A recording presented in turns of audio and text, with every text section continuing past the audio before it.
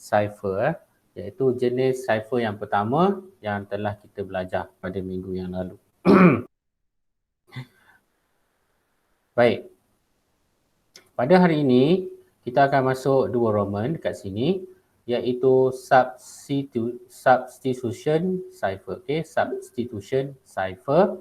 Okay, hari ni tapi sebelum tu saya nak semak dulu berapa orang yang telah menyelesaikan tugasan yang telah diberi pada minggu yang lalu. Alhamdulillah, terima kasih kepada 10 orang pelajar. Antaranya Amir Syahmi, Azri Zulkarnain, Damia Kristina, Darwis Hakim, Fahim Azlan, Amir Haziq, Amma Haziq, Nurin Jazlina, Putri Zara dan Syahirah. Saya rasa kalau ada yang mungkin PM saya ada seorang kot yang bermasalah untuk hantar kerja dia kata line tak kuat jadi dia boleh hantar dekat Telegram saja. Okay, no problem lah. Jadi yang tidak menghantar pun saya nak sebut nama lah. Kan?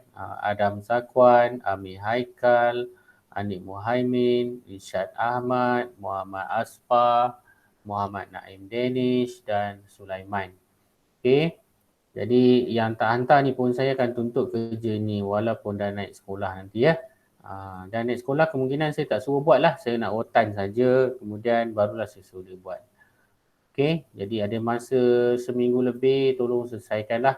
Semua tugasan diberi adalah untuk dibuat, bukan untuk dilihat, bukan untuk ditonton, bukan untuk ditengok-tengokkan saja. Kena buat Okay, baik. Fokus kita hari ini pada cipher yang kedua, iaitu substitution cipher. Mesej disulitkan dengan menggantikan satu unit teks biasa dengan satu unit teks yang lain atau kumpulan abjad. Rajah 2.6 menunjukkan dua contoh substitution cipher. Okay. Baik, substitution cipher ada dua, iaitu dua-dua ni adalah terkandung di bawah substitution cipher. Baik, monoalphabetic substitution ialah jenis substitution cipher yang paling mudah. Caesar cipher dan Pigpen cipher terdiri daripada monoalphabetic.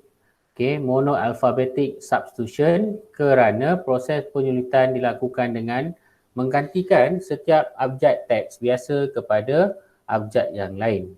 Okey, apa dia Caesar cipher? Baik, satu Caesar cipher ialah salah satu kaedah cipher yang paling awal digunakan oleh manusia untuk menyulitkan mesej. Caesar cipher juga disebut shift cipher ataupun cipher anjakan.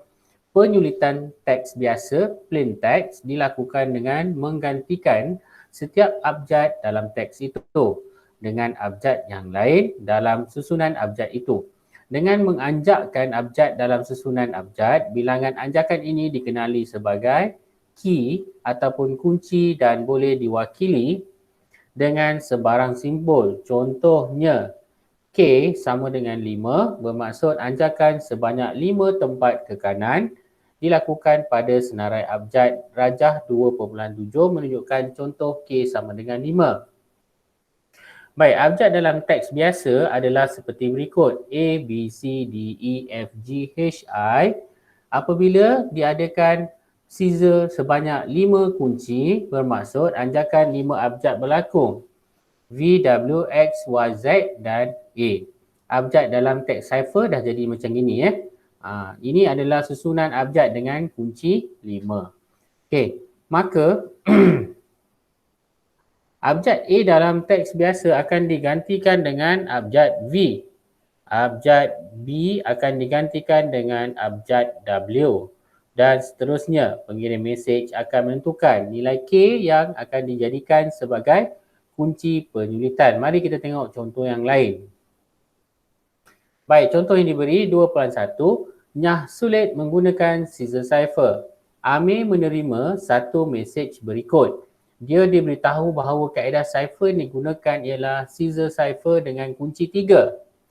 Kunci K sama dengan 3 bermaksud anjakan berlaku sebanyak 3 abjad ke kanan. Berikut menunjukkan susunan abjad dalam teks biasa dan susunan abjad dalam teks cipher selepas anjakan. Contoh, abjad dalam teks biasa. A, B, C, D, E, F, K sampai Z, ini abjad biasa. Dalam teks cipher pula, bila kekunci dikatakan dengan kunci 3, jadi bermula di hadapan ini adalah X, Y, Z iaitu 3 kekunci. Dan barulah bermula dengan A.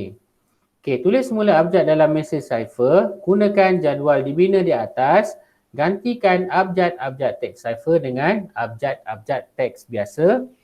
Mesej sulit akan dinyah sulit seperti berikut. Baik, dia dapat tadi ni mesej sulit dia.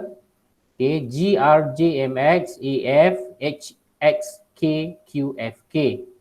Okay, apabila diterjemahkan, kita masih melihat merujukkan dengan kekunci 3 ni. Kemudian kita refer balik dengan teks biasa. Contoh, G adalah sama dengan J. G adalah sama dengan J. So, kita gunakan teks cipher ni untuk dinyah sulitkan menjadi teks biasa. Macam mana? Bacalah yang di bawah ini dan rujukkan dengan yang di atas. Kalau G, di atas adalah J. Okay, J. Kemudian R adalah U. J adalah M. Dan M adalah P. Dan X adalah A. So, teks cipher yang kita dapat menggunakan scissor cipher dengan kunci 3 GRJMX bermaksud jumpa. Jumpa. Kemudian AF, D dan seterusnya H, X, K, F, Q dan FK kantin. Oleh itu, mesej yang hendak disampaikan daripada perkataan dengan menggunakan scissor cipher kuncinya 3 adalah seperti berikut. Okey, ada soalan tak yang ni? Ada soalan? Ada soalan tak? Tak ada, cikgu. Tak ada, okey So, jangan terkeliru dengan reverse cipher yang telah kita buat sebelum ini. Reverse cipher paling mudah. Okey, yang ni susah sikit dengan kita memberikan kepada mereka kunci. Okey, seterusnya. Kita pergi kepada Pigpen cipher. Dikategorikan sebagai substitution cipher geometri yang mudah. Setiap abjad digantikan dengan simbol grafik yang sepadan seperti yang ditunjukkan dalam rajah 2.8. Pigpen cipher adalah mudah digunakan kerana penyulitan dan nyah sulit dapat dilakukan dengan mudah. Jika simbol-simbol grafik diketahui, garis sempadan yang menghasilkan simbol grafik unik dalam Pigpen cipher ialah kunci bagi cipher ini. Dengan mengetahui kunci ini, proses penyulitan dan nyah sulit decryption dapat dilakukan dengan mudah. Okey. Kita tengok susunannya macam ni. A, B, C, D, E, F, G, H, I, J, K, L, M, N, O, P, Q, R, S, T, U, V, W, X, Y, Z. Okey. Tengok kat sini garis sempadan yang berbeza tetapi dengan abjad juga yang berbeza. Dengan corak yang berbeza. Okey, kita tengok contoh yang diberi. Okey, cuba tengok contoh ni. Tengok contoh ni Okey. So, sebenarnya dia adalah yang telah diambil daripada susunan yang ni bentuk dia. Ni bentuk dia. A macam ni. So dapat macam ni lah bentuk dia. Kalau B macam ni. Kalau yang B yang ada titik. Kalau ada titik dia adalah K Mana tengok K. Ni. Bawah dia K. Bentuk yang sama tapi titik adalah K. Jadi tak sebenarnya tidaklah sukar. Kalau yang X ni. Yang X ni kita panggil X Yang ni kita lebih kepada square square yang ni X. So X ni bentuknya macam ni Okey, ni ke atas adalah S. Yang ni bentuk yang macam ni S. So dia ambil bentuk saja. So dengan bentuk ni kita sebenarnya boleh tahu dia adalah mewakili abjad yang mana. Mewakili aksara yang mana. Okey. Berdasarkan jadual 2.2, mesej selamat pagi dapat disulitkan menggunakan Pigpen cipher dengan mudah seperti dalam jadual 2.3. Okey, selamat pagi So, bila kita dapat simbol yang sebegini, dan kita boleh decrypt dia menjadi selamat pagi. So simbol-simbol ini datangnya daripada ni atas ni Atas ni datangnya pula daripada yang asalnya sebentuknya sebegini, yang telah ditukarkan. So telah diganti contohnya aksara ni digantikan dengan bentuk yang menjadikan dia simbol sebegini.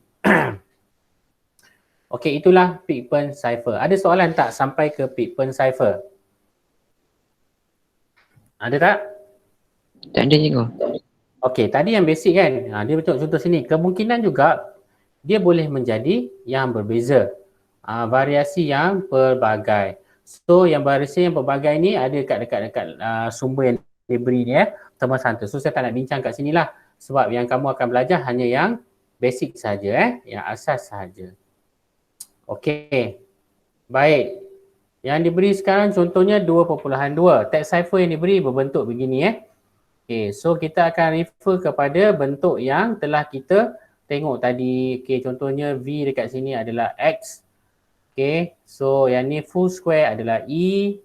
Kemudian ada half square kat sini, dia ada half square dan ada titik. So dia ada K, S kat sini ada juga almost full square tapi ada titik. Kemudian kat sini Okey, ada soalan tak sampai sini? Ada soalan? Saya tak nak masuk transportation, saya nak bagi latihan saja. Okey, kalau tak ada tu saya akan bagi kerja, saya tak nak buat transposition tadi, saya nak pergi kepada tadi saja Dua saja kerja yang saya minta tadi, iaitu Pigpen cipher dan juga Caesar cipher. Sebabnya yang ni panjang sikit, yang ni kita akan buat nanti masa kat sekolah.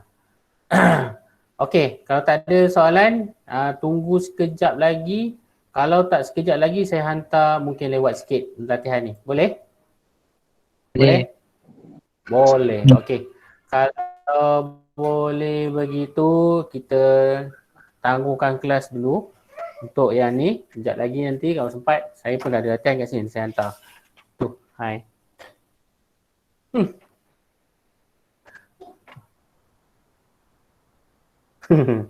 Okey, kita tangguhkan kelas kita dengan bacaan tasbih kafar. Jangan lihat lagi. Illalladzina amanu wa amilus solihat. Okey, aku pergi RM80. Okey, kita jumpa untuk sesi berikutnya nanti. Saya bagi kerja saya bagi kerja. Nanti tolong buat dan kita akan bincang nanti naik sekolah lah. So nanti saya ada taklimat lah sebelum kita tutup kelas pada sesi yang kedua hari Rabu. InsyaAllah. Okey, itu saja.